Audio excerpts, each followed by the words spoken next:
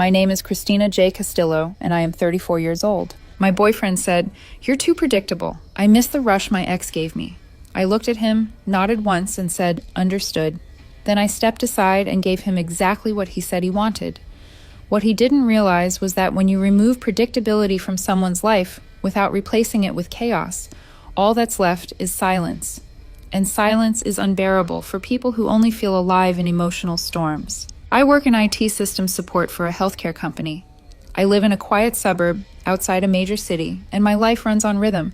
Same wake-up time, same gym days, same grocery run every Sunday morning. It's not rigid, it's intentional. Routine is how I stay grounded in a world that constantly demands more than it gives. That matters later. My boyfriend is 29. We'd been together a little over 2 years and moved in together last spring. Everything looked clean on paper. We split rent and utilities. No shared accounts. No lease drama. No obvious red flags. At least not the kind people warn you about. The ones I missed were quieter. He likes to describe himself as spontaneous. His version of spontaneous usually means impulsive, reactive, and loud about it. He thrives on emotional swings. He says calm feels like boredom. I didn't understand how much that bothered him until recently. For months, he'd been making comments, little digs disguised as jokes, saying I was predictable, saying he always knew what I was going to do next. He'd smirk when he said it, like it was playful, like it wasn't an indictment. He also started bringing up his ex-girlfriend more, not directly, always as stories, late-night drives, screaming fights, breakups that ended in makeup sex. He never said he missed her. He didn't have to. The comparison was obvious. Chaos in his voice sounded like passion. Last Thursday night, he came home already irritated, tossed his keys onto the counter harder than necessary. I asked how his day was, the way partners do. He sighed like my concern was a burden. Then he said it. He said I was too predictable. He said being with me felt safe, but boring. He said safety wasn't enough anymore. And then casually, like it was just another thought, he said he missed the rush his ex gave him. He watched me closely after that, waiting, for jealousy, for anger, for me to scramble emotionally and prove I could still be exciting if I tried harder. I didn't give him any of it. I just said, understood. He blinked and asked what that was supposed to mean. I told him I heard him. He rolled his eyes and accused me of being passive-aggressive. Said he wanted passion, not silence. Said people get lazy once they're comfortable. I nodded, told him I was tired, and went to bed. He thought that was the end of it. What he didn't know was that predictability has one advantage. When it stops, it's impossible to ignore. And that night, while he slept, sprawled diagonally across the bed like he owned all the space, I stopped being predictable. Not out of spite, out of clarity. When someone tells you they miss the chaos their ex brought, they're not asking you to grow. They're asking you to audition for dysfunction. I'm not built for that, and I won't pretend to be. I didn't sleep much after that, but not because I was upset. It was because my mind felt unusually clear, like a fog I didn't realize I'd been walking through had lifted all at once. When someone tells you they miss the chaos their ex brought into their life, they aren't inviting you into a conversation. They're making a declaration. And once you hear it clearly, there's nothing left to debate. At 2:17 a.m., I slipped out of bed quietly. He was sprawled diagonally across the mattress, one leg hooked over my side like he owned it. Typical. I stood there for a second, watching him sleep, not with sadness, but with distance. The version of me that would have felt rejected, that would have wondered how to become louder or more exciting, was already gone. I started with the practical things. Clothes first. Only what was mine. Work clothes, gym gear, shoes, toiletries, laptop, passport. The things you don't leave behind if you're serious about not coming back. Every drawer I opened reminded me how much of my life had slowly adjusted itself around his comfort. I always made space. I always rearranged. I always softened. Not anymore. By 3 a.m., my car was loaded. I went back inside to do the part that would actually land. I opened my phone and deleted every photo of us. Trips, holidays, birthdays, dinners, all gone. Not archived. Deleted. I removed my relationship status, unfollowed him, blocked his stories. I didn't block his number yet. That came later. Then I unplugged my side of the apartment, my coffee machine, my speaker, my router extender. Small things, but they mattered. Predictability is built from details, and I was dismantling mine carefully. Finally, I sat at the kitchen counter and wrote a note. 1 page, no insults, no emotion, just facts. I didn't explain myself. I didn't defend anything. I didn't say sorry.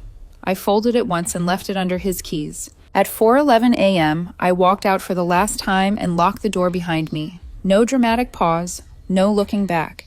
By the time he woke up, the predictability he complained about would be gone. No argument, no fight, no closure talk, just absence. I was already on the highway when my phone started buzzing. First call came at 6:42 a.m. I didn't answer. Then another. Then a string of texts. Where are you? Did you go to work early? Why is your side of the closet empty? I kept driving. By the time I pulled into the parking lot of a small extended stay hotel I'd booked overnight, the tone had shifted. Confusion turned into irritation. Irritation turned into accusation. He finally found the note around 7:30. I know because the calls stopped for exactly 3 minutes. Then the texts exploded. What the hell is this supposed to mean? Are you seriously doing this? You're being dramatic. This is not how adults handle things. Predictable. That word again. He always defaulted to contempt when he didn't get control. I didn't respond. Around noon, he switched tactics. Voice memos this time. Crying, but measured.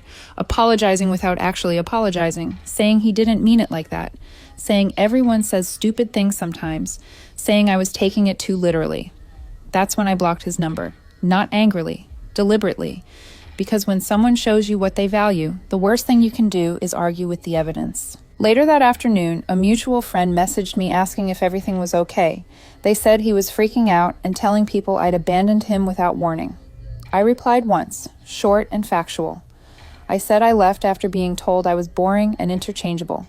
I said I wasn't interested in competing with an ex for emotional adrenaline. I asked them not to relay messages. They didn't push. That night, alone in a quiet hotel room, something unexpected happened. I felt calm, no pit in my stomach, no urge to check my phone, no sense of loss, just space. I realized how much energy I'd spent trying to be exciting enough for someone who only felt alive when things were unstable. I had been confusing peace with stagnation because he taught me to. The rush he missed wasn't love, it was chaos, and chaos always wants an audience. I wasn't willing to be one anymore. By the next morning, the story had already started mutating without me. I stayed offline, but silence doesn't stop narratives, it just forces them to grow legs. Apparently, he told people I'd vanished overnight, that I'd blindsided him, that adults don't just leave without talking. He framed it like concern at first, then like betrayal. It was interesting how quickly responsibility turned into something he said happened to him instead of something he participated in. I didn't correct anything. I didn't counterpost. I didn't defend myself. I knew better than to wrestle someone in public who thrives on spectacle. The absence was doing more damage than any explanation ever could. Around mid-morning, he tried to work around the block. He emailed me from his work account. Subject line said we need to talk. No greeting, no apology, just urgency. I didn't reply.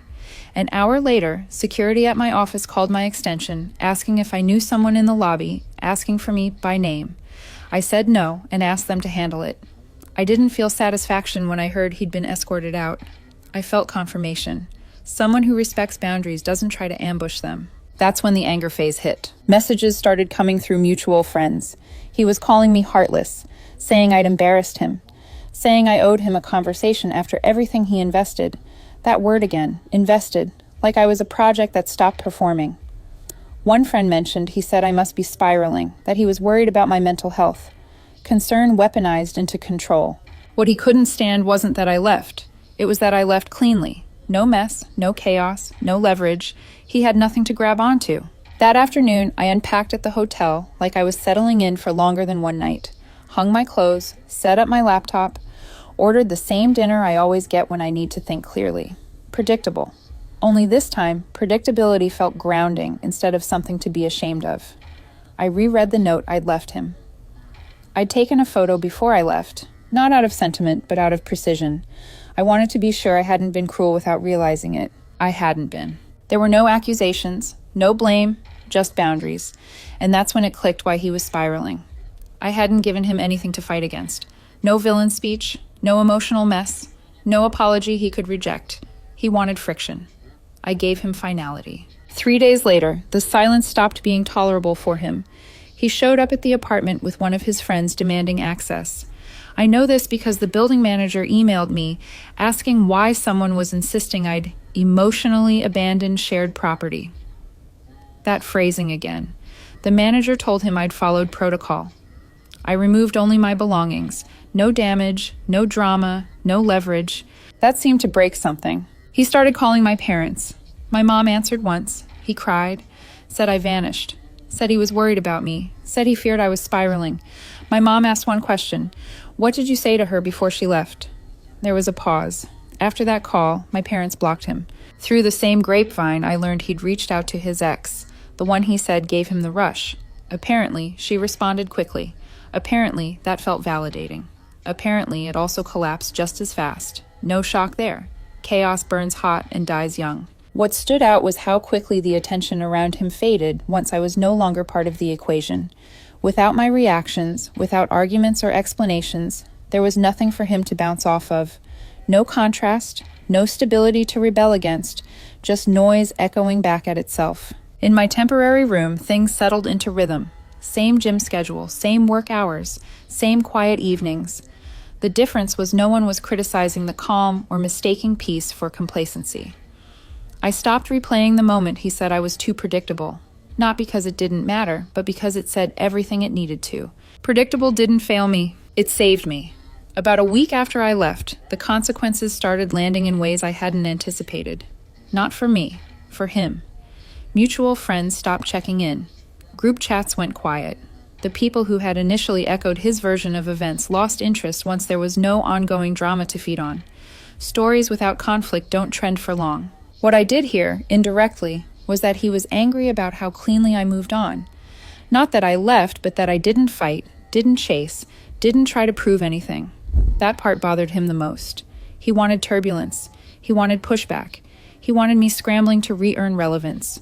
Instead, I removed myself from the system entirely.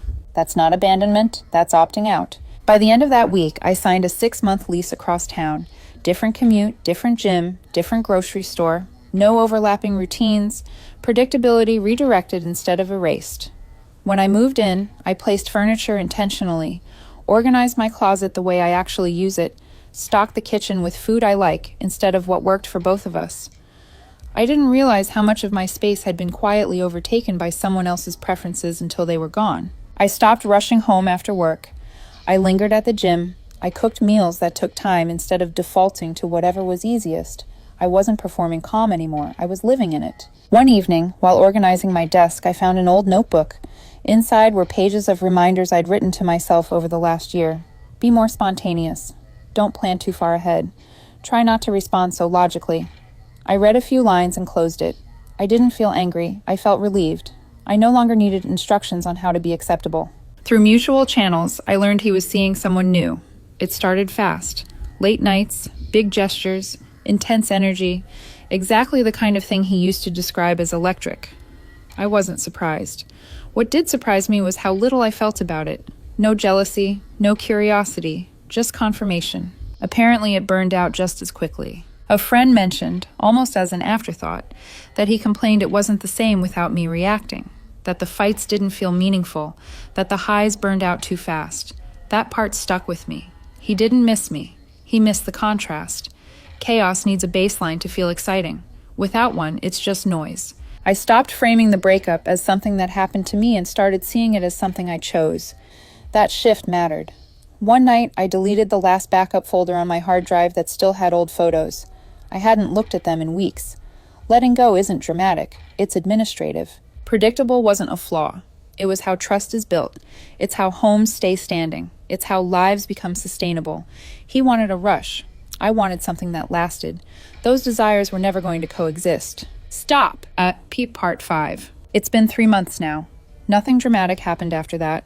No final confrontation. No apology tour. No surprise message asking to meet for closure. Just distance solidifying into permanence. My life is quieter, but it's heavier in a good way. Grounded. I wake up knowing what my day looks like, and instead of feeling trapped by that, I feel anchored. People still ask questions when relationships end suddenly. Did someone cheat? Was there a big fight? Was it something unforgivable? There wasn't. There was just a moment where someone told me exactly how they saw me. Too predictable. Not exciting enough. Replaceable if something louder came along. I believed him. and instead of trying to become someone else, I stepped aside. Packing up overnight wasn't impulsive, it was deliberate. Deleting the photos wasn't erasing history, it was refusing to live in it. Blocking contact wasn't avoidance, it was maintenance. The note wasn't for him, it was for me. I didn't leave because he was cruel. I left because he was honest about wanting something I couldn't give without losing myself. He wanted the rush. I wanted peace. Those aren't compromises. They're opposites. If anyone reading this is being told they're boring because they're consistent or predictable because they're stable, hear this clearly. Not everyone deserves access to calm. Some people only know how to exist in turbulence. You don't fix that by becoming louder. You fix it by stepping out of the storm. Predictability didn't make me small. It made my exit surgical. No mess, no back and forth, no reopening wounds. Just a clean break. She said she missed the rush. I gave her withdrawal. After I stepped out of the storm, I started noticing how loud silence can be when it's no longer filled with someone else's chaos. The first few weeks weren't dramatic. No tears at random hours. No urge to stalk social media. No second-guessing the note I'd left behind. What surprised me most was how quickly my nervous system recalibrated once it wasn't constantly bracing for emotional turbulence. I slept better. Not longer, but deeper. The kind of sleep where you don't wake up with your jaw clenched, or your mind already racing through imaginary arguments that might happen later. Mornings became quiet rituals again. Coffee brewed at the same time. Gym at the same hour. Workdays unfolding with a rhythm I didn't realize I'd been defending for years. And slowly, the guilt people warned me about never showed up. What did show up were the echoes. Friends mentioning offhand comments he'd made, how he kept saying I left too cleanly, how it bothered him that there was no dramatic ending he could point to, no explosive moment where he could say, see, this is why it failed. Clean endings don't offer villains. They offer mirrors. One mutual friend told me he kept asking the same question in different ways. How did she just leave like that? Not why I left. How? As if the mechanics mattered more than the reason, as if understanding the method might help him prevent it next time. That's when I realized something else. He didn't think predictability was boring. He thought it was permanent. He thought I would always be there, absorbing the emotional whiplash, smoothing the edges, staying steady no matter how reckless the swings became.